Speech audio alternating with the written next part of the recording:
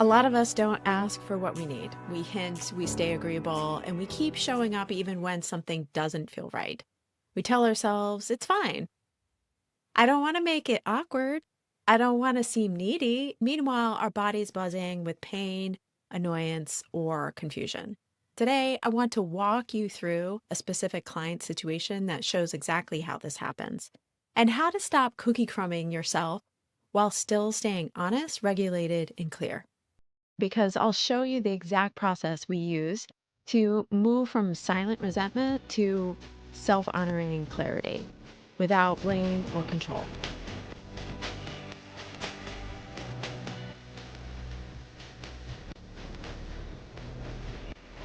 Here's what happened. A client asked a friend if they wanted to go to an event together. Their friend said yes, they were interested, but then nothing. No follow up, no plan being made. After some time passed, my client reached out and asked, "Hey, are you still interested in going?" And the response was, "I'm going with another friend, but you're welcome to join us." On the surface, that might sound inclusive, but in my client's body, it landed as very confusing and painful. What they felt wasn't about the event per se, it was about what they needed: consideration. Their body reaction was immediate: buzzing, tight chest, annoyance mixed with, and underneath that was an old, familiar story. I'm not worthy of being considered. I'm an afterthought. I don't really matter here. Nothing catastrophic happened and probably wasn't intentional at all, but something important was missed, and their nervous system noticed it. And what was missed was what they needed, their limits in being there and feeling considered. When we looked at their pattern, they realized they usually respond in one of two ways in moments like this. They would either not go at all, probably not say much, tell themselves, "Oh, it doesn't matter," pull back quietly while feeling hurt. Or number two, they'd go anyway, pretend everything is fine, be polite, pleasant, and disconnected inside. In both cases, their needs stayed invisible.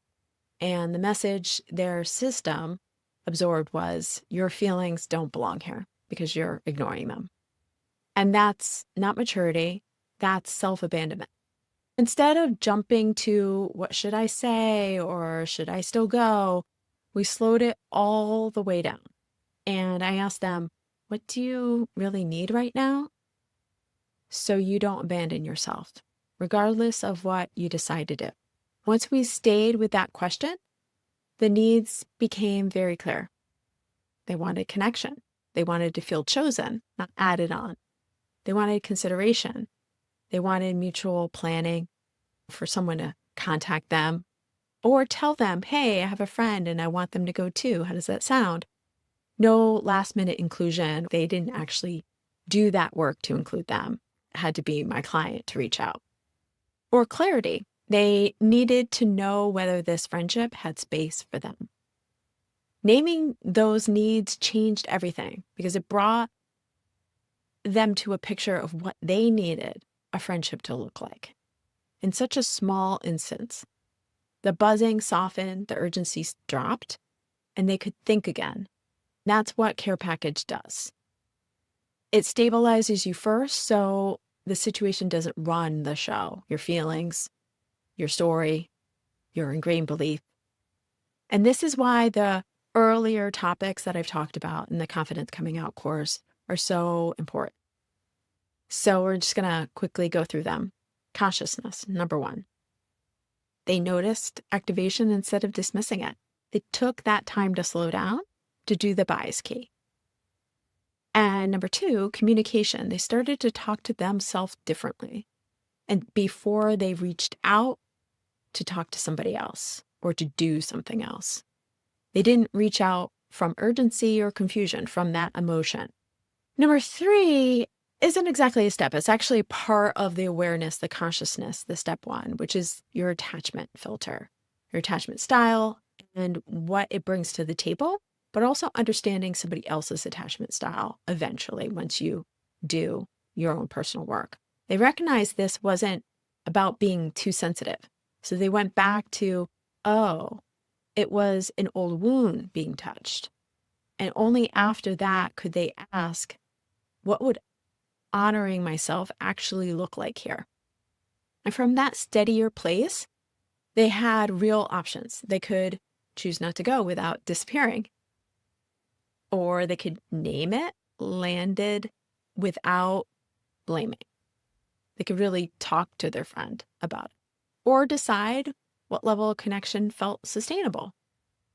Whatever they chose, it came from self-respect, not resentment or withdrawal.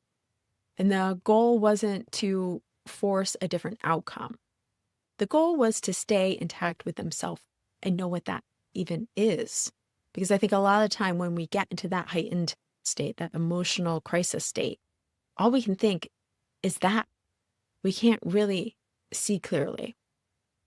And here's the important part. When you stop pretending you're fine when you're not, it becomes very clear who can actually meet you there and who can't. So this dynamic shows up constantly in LGBTQ and polyamorous folks. Many of us learn to accept cookie crumbing instead of asking for what we need, to prioritize access over actual connection and attunement. But when you keep going to things where your needs aren't being met, you teach your nervous system that connection requires self-erasure. Care package interrupts that pattern. It teaches you how to listen to your body, honor your needs, and stop shrinking just to stay included. And if this situation feels painfully familiar, I want you to grab the free confidence toolkit on my website. Just go to raylifecoaching.com. In the show notes, you'll also see the exact link to get there quickly.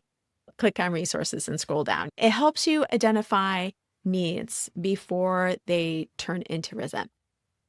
Stop going sideways to get your needs met and find a direct route. It's a very quick process once you start it.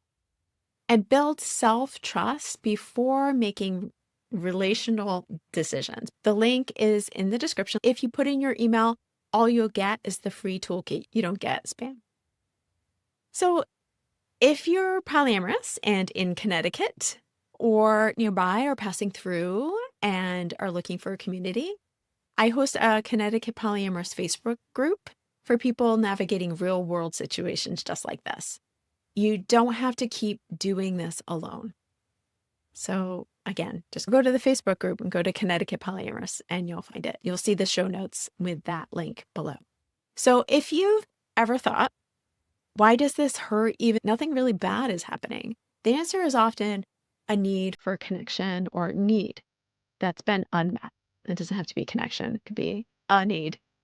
And next week, we'll talk about what happens when those unmet needs quietly turn into covert contracts and how to move from confusion into clear, consensual requests.